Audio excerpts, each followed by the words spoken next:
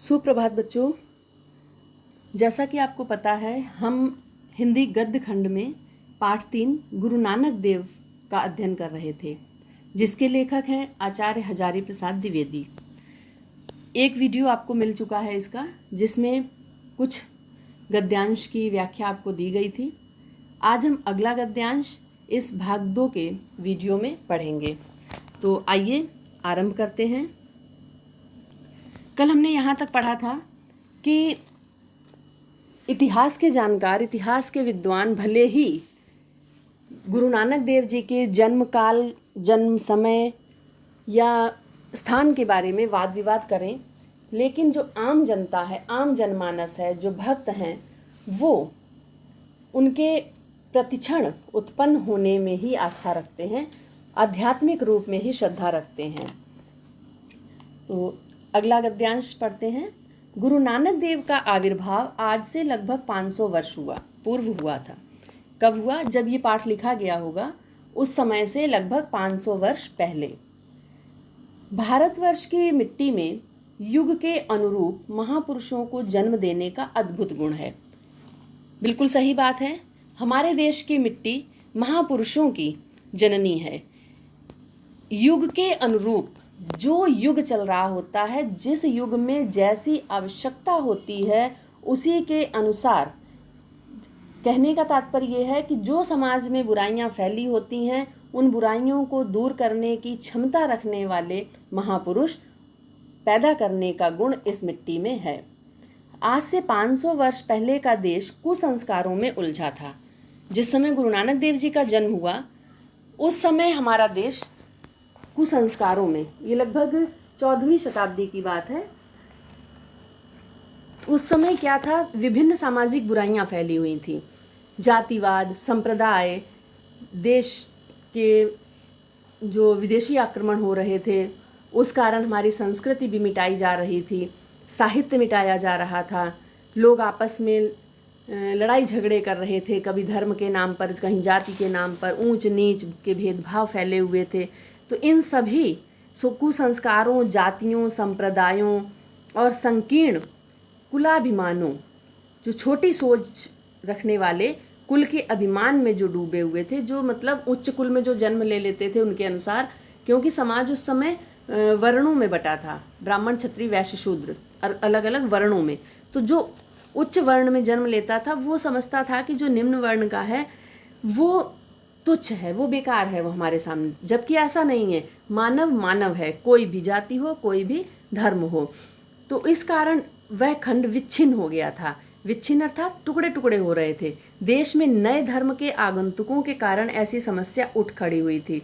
नए नए धर्मावलंबी, कहने का मतलब ये कि विदेशी आक्रमण हो रहे थे जब, तो जो भी विदेशी आता था वो अपने धर्म का प्रचार प्रसार करने लगा, जो इस देश के हजारों वर्षों लंबे इतिहास में अपरिचित थी।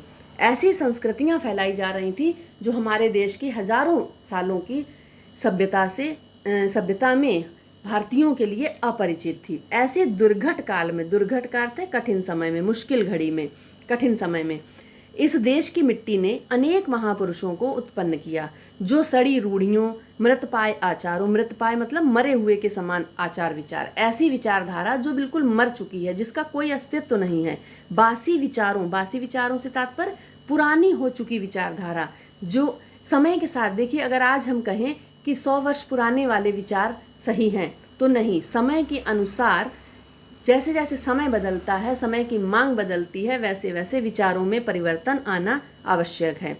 अर्थहीन संकीर्णता के विरुद्ध प्रहार करने में कुंठित नहीं हुए। तो ऐसे महापुरुष उत्पन्न हुए जो इन सड़ी गली परंपराओं के खिलाफ लड़ने के लिए कुंठित नहीं हुए, अर्थात उन्हें किसी प्रकार का भी कष्ट नहीं, अपने आप को वही समझते थे कि हम इसीलिए ही उत्पन्न हुए हैं, हमें चाहे जितने कष्ट मिल जाएं, परंतु हमें इस सभ्यता को हटाना है, बदलना है, इन रूढ़ियों को। इन जर्जर बातों से परे सब में विद्यमान, वो हर एक में, उनके लिए कोई भी धर्म, कोई भी जाति महत्व नहीं रखता था। उनके लिए केवल मानवता ही एक महत्व था। सबको नई ज्योति और नया जीवन प्रदान करने वाले महान जीवन देवता की महिमा प्रतिष्ठित करने में समर्थ हुए। एक ऐसे रूप में उन्होंने स्वयं को उद्घाटित किया, स्वयं को सामने रखा कि सभी उन्हें अगर देवता माना जाए उन्हें, तो ये कहीं की भी इसमें अतिशयोक्ति नहीं, बड़ी बात नहीं है ये, क्योंकि विचारों को बदलना, अच्छे विचारों को देना जीवन देने से बढ़कर है। इन संतों की ज्योतिष मंडली में, ज्योतिष मंडली से अर्थ है प्रकाश फैलाने वाली मंडली में गुरु नानक देव ऐसे संत हैं जो शरत काल के पूर्ण चंद्र की तरह ही स्निग्ध, उसी प्रकार शांत, निर्मल और उसी प्रकार रश्मि के भंडार हैं। रश्मि का अर्थ है किरणें, स्निग्ध का अर्थ है चमकदार, शांत, निर्मल, स्वभाव से भले ही वो शांत, निर्मल, पवित्र, निर्मल का अर्थ है पवित्र। क्या कहते हैं कि जो गुरु नानक देव ऐसे संत हैं कि जो उनके समय में बुराइयां फैली थी, समाज दूषित हो चुका था, उन बुराइयों को दूर करने, सामाजिक विचारधारा में सुधार लाने के लिए गुरु नानक देव जी ने ना तो उन्होंने क्या किया, उन्होंने अपने बहुत ही शांत स्वभाव से, शांत पवित्र मन, क्योंकि वो इसी के भंडार थे, कई संतों ने कस कस के चोटें मारी, उनकी निंदा की।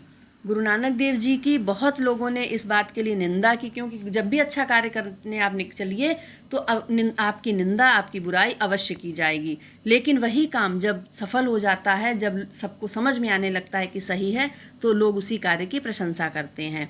गुरु नानक देव जी के साथ भी यही हुआ। व्यंग बाण छोड़े, लोगों ने उन पर व्यंग किए, कमेंट किए, तर्क की छुरी चलाई, पर महान गुरु नानक ने सुधा लेप का काम किया। लेकिन उनकी वाणी ने क्या, इन सब घावों पर जैसे उनकी वाणी अमृत का काम, सुधा लेप, अमृत के मरहम लगा देती थी। ये आश्चर्य की बात है कि आचार और विचार की इस दुनिया में इतनी बड़ी क्रांति ले आने वाला संत, इतने मधुर, इतने स्निग्ध, इतने मोहक वचनों का बोलने वाला है, किसी का दिल दुखाए बिना, किसी पर आघात किए बिना, कुसंस्कारों को छिन्न करने की शक्ति रखने वाला, अर्थात बुरे संस्कार। कहने का तात्पर्य ये है कि उन्होंने अपने आचरण और मधुर वाणी से दूसरों के विचारों और आचरण में परिवर्तन लाने का प्रयास किया। इस कारण से उन्होंने अपने स्वभाव से इसमें एक आश्चर्यजनक सफलता प्राप्त की, और वो भी बिना किसी का दिल दुखाए, बिना किसी को किसी प्रकार की चोट पहुंचाए। उनकी संत वाणी को सुनकर दूसरों का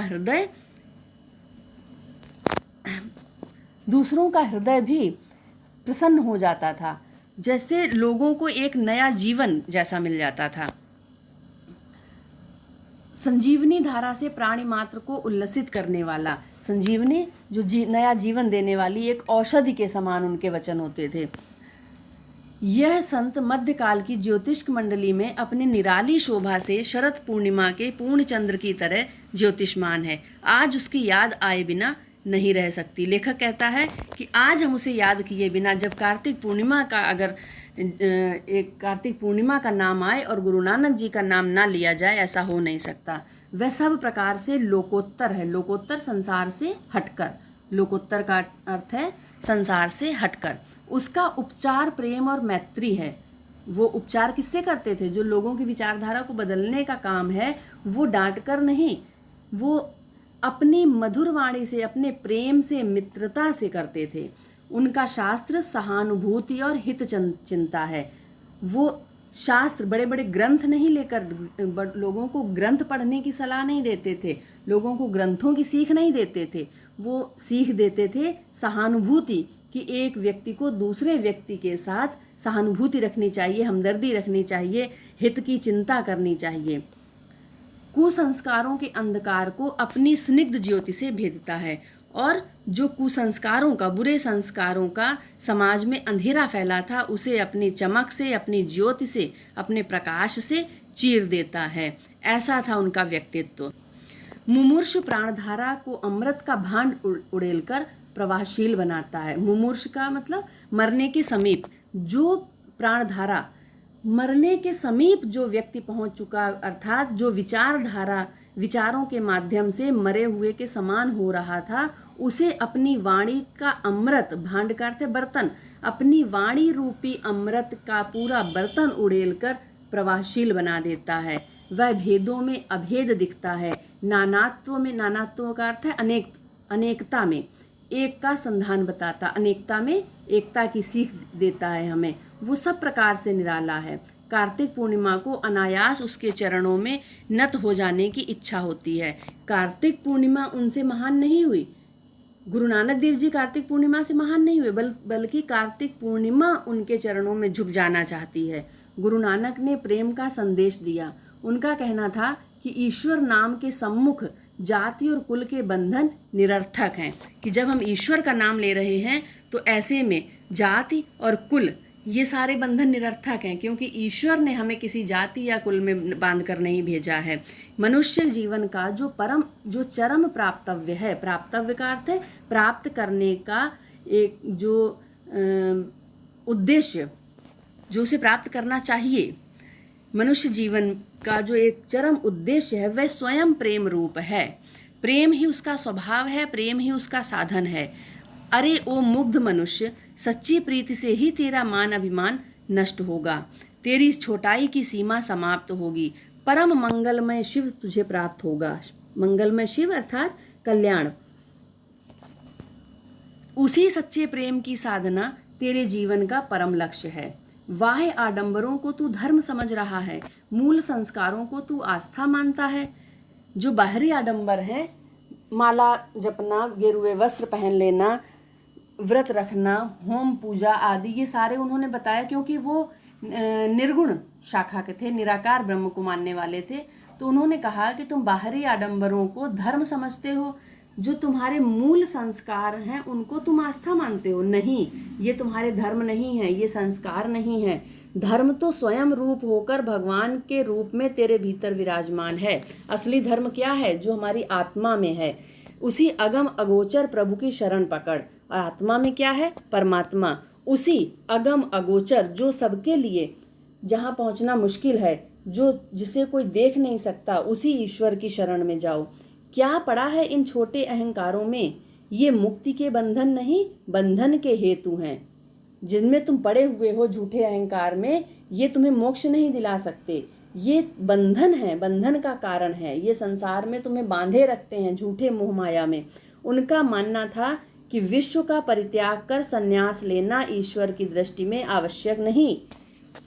उनका कहना था कि ईश्वर को पाने के लिए घर छोड़कर वनों में जाकर, जंगलों में, पहाड़ों में, नदियों किनारे पर जाकर, गुफाओं में बैठकर तपस्या करना ही ईश्वर की प्राप्ति नहीं है। ये नहीं, आवश्यक नहीं है। गृहस्थ जीवन में, संसार में रहकर, घर में रहकर, परिवार में रहकर भी हम ईश्वर की आराधना कर सकते हैं। उसके लिए तो धार्मिक संन्यास तथा भक्त गृहस्थ सभी समान है। ईश्वर के लिए चाहे वो सन्यासी हो, चाहे वो गृहस्थ हो, अगर उसका भक्त है तो वो उसे हर रूप में स्वीकार करता है। उन्होंने मृत्यु पर्यंत, जब तक गुरु नानक जी की मृत्यु हुई, आजीवन वो हिंदू मुसलमानों के मतभेदों को दूर करने की सफल चेष्टा की। इनके शिष्यों में हिंदू मुसलमान दोनों थे। इनके अनुयायी बाद में सिख कहलाए। उन्होंने उनके लिए सिद्धांतों को गुरु ग्रंथ साहब में संग्रहित किया। जो उनकी शिक्षाएं थी उसे सिख धर्म के लोगों ने अपना गुरु नानक जी को अपना गुरु माना, क्योंकि इसीलिए ये सिखों के प्रथम गुरु कहलाए। और उनके द्वारा जो दी गई शिक्षाएं हैं वो गुरु ग्रंथ साहब में संकलित हैं। और बाद में जब गुरु गोविंद सिंह जी ने गुरु परंपरा समाप्त की तो गुरु ग्रंथ साहब जी को ही गुरु का दर्जा दे दिया गया। तो अभी हम यहीं तक पढ़ेंगे। आज इसके अगले वीडियो में आपको आगे के गद्यांश की व्याख्या दी जाएगी। तो अभी हमने जितना पढ़ा है इसमें से हम गद्यांश के प्रश्नोत्तर करेंगे। आइए अगले वीडियो में देखते हैं। धन्यवाद। ना करना।